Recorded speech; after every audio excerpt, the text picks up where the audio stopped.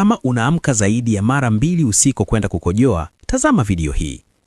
Kuamka usiku zaidi ya mara 2 kukojoa ni ishara mbaya. Mkojo unatoka polepole sana hadi unachoka kusimama. Ishara mbaya.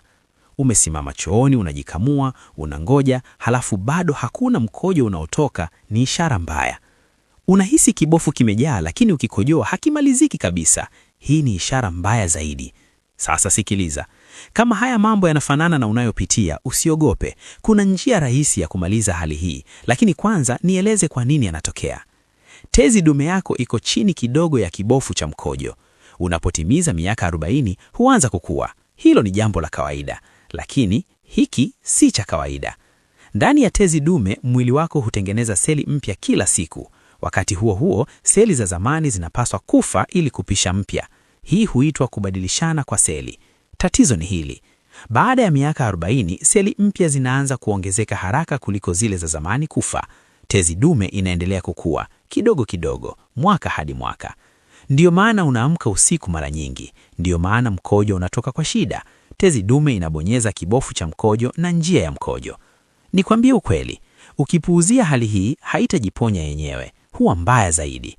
Mara nyingi madaktari watakupa vidonge, Tamsulosin, Flomax, labda Finasteride.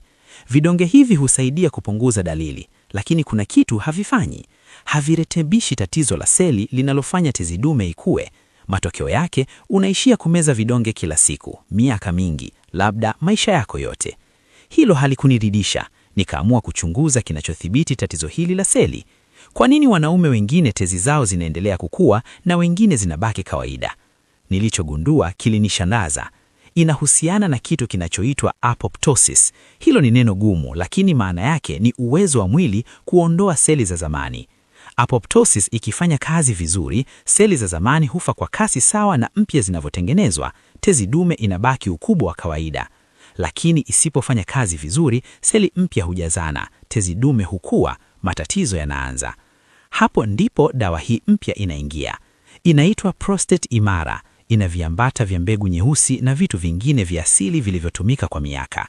Tafiti za sasa zinaonyesha vinasaidia mwili kufanya apoptosis vizuri. Kwa lugha rahisi, inasaidia mwili wako kuondoa seli za zamani kama inavyopaswa. Tezi dume inarudi kwenye hali bora kwa njia ya asili.